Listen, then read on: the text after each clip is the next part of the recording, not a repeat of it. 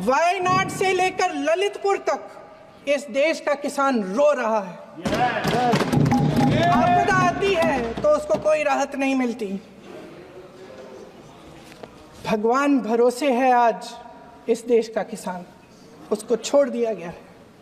आज हिमाचल में देखिए, जितने भी कानून बने हैं वो सब बड़े बड़े उद्योगपतियों के लिए बन रहे हैं। हिमाचल में जो सेब उगता था, उसके जो छोटे छोटे किसान हैं वह रो रहे हैं, क्योंकि एक व्यक्ति के लिए सब कुछ बदला जा रहा है। सुनने की हिम्मत रखो। मैं अध्यक्ष महोदय जी, अध्यक्ष महोदय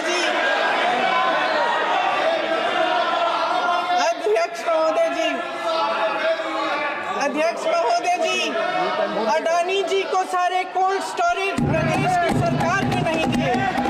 अडानी जी को सारे कोल्ड स्टोरेज आपकी सरकार ने दिए। देश देख रहा है कि एक व्यक्ति को बचाने के लिए 142 करोड़ देश की जनता को नकारा जा रहा है। सारे बिजनेस, सारे संसाधन, सारी दौलत, सारे मौके एक ही व्यक्ति को सौंपे जा रहे हैं। सारे बंदरगाह, एयरपोर्ट्स, सड़कें, रेलवे का काम, कारखाने, खदाने, सरकारी कंपनियां सिर्फ एक व्यक्ति को दी जा रही है। जनता के मन में हमेशा ये विश्वास होता था कि अगर कुछ नहीं है तो संविधान हमारी सुरक्षा करेगा, मगर आज आम लोगों के बीच ये धारणा बनती चली जा रही है कि सरकार सिर्फ अडानी जी के मुनाफे के लिए चल रही है। देश में बहुत तेजी से गैर बराबरी बढ़ रही है। जो गरीब है वो और गरीब हो रहा है, जो अमीर है वो और अमीर हो रहा है। इस सरकार ने आर्थिक न्याय की भी सुरक्षा कवच तोड़ दिया है। राजनीतिक न्याय की जब बात होती है, मेरे सत्ता पक्ष के साथी आज खड़े हुए और तमाम गिनती करने लग गए कि ऐसा हुआ वैसा हुआ, 1975 में जो हुआ। तो सीख लीजिए ना, आप भी सीख लीजिए। आप भी अपनी गलतियों के लिए माफी मांग लीजिए। आप भी बैलेट पे चुनाव कर लीजिए। दूध का दूध, पानी का पानी हो जाएगा। आप राजनीतिक न्याय की बात करते हैं, सरकारों को पैसों के बल पर गिरा देते हैं।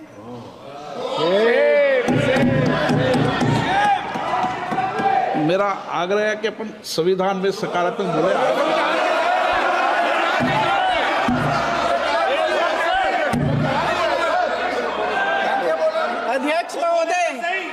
अध्यक्ष महोदय, सत्ता पक्ष के हमारे साथी ने एक उदाहरण दिया उत्तर प्रदेश की सरकार का, तो मैं भी एक उदाहरण दे देती हूँ महाराष्ट्र की सरकार का।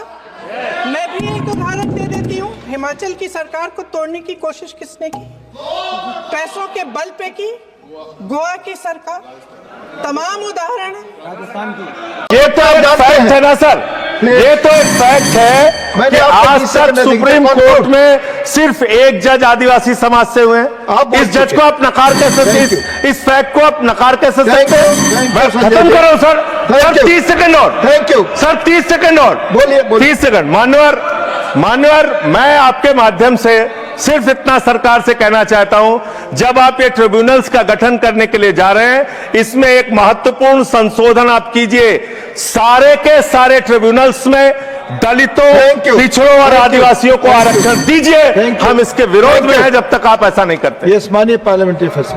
संजय सिंह जी ने जो कहा बात बहुत गंभीर भी है, और मैं ये नहीं कह रहा हूं कि वो गलत बात कह रहे हैं, वो जो बता रहे हैं वो सही बात है, लेकिन संदर्भ को क्लियर रखना जरूरी है, क्योंकि ये बहुत महत्वपूर्ण विषय है और जुडिशरी से जुड़े हुए हैं। ये बात सही है कि आज़ादी से लेकर के अभी तक एक ही शेड्यूल्ड ट्राइबल जज पहुंचे सुप्रीम कोर्ट, वो भी रिटायर हो गए कई साल पहले, एक ही हुए, वो भी सही बात है। लेकिन नाम तो जब से कॉलेजियम बना है, जज किसको बनाना है नाम कॉलेजियम ही तय करता है, सरकार तय नहीं करते हैं, नंबर 1।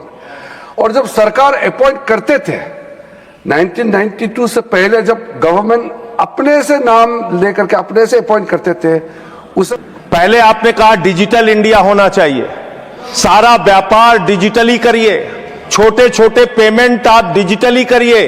प्रधानमंत्री जी गर्व से कहते हैं वो चाय वाले हैं, लेकिन इस बिल के माध्यम से चाय वाला, सब्जी वाला, समोसे वाला, ठेले वाला, ऑटो वाला, टैक्सी वाला, रिक्शा वाला, सबका व्यापार आप चौपट कर रहे हैं। क्या कह रहे हैं आप इस बिल के अंदर?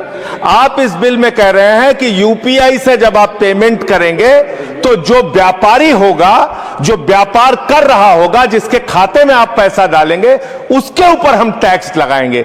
क्यों लगाएंगे आप टैक्स? छोटे छोटे व्यापार, सब्जी वाले पे, चाय वाले पे आप अतिरिक्त भार डालने जा रहे हैं।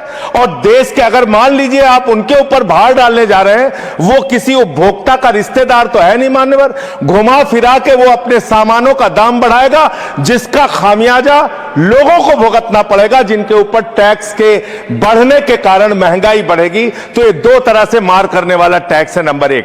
दूसरी बात, ये बिल लाया किन परिस्थितियों में गया है, ये देश को जानना जरूरी है। 31 मार्च 2026 को जो यूनाइटेड स्टेट्स ट्रेड रिप्रेजेंटेटिव्स है, USTR, इसने आपत्ति जताई कि हिंदुस्तान में यूपीआई पर जीरो टैक्स की वजह से हम लोग बर्बाद हो रहे हैं।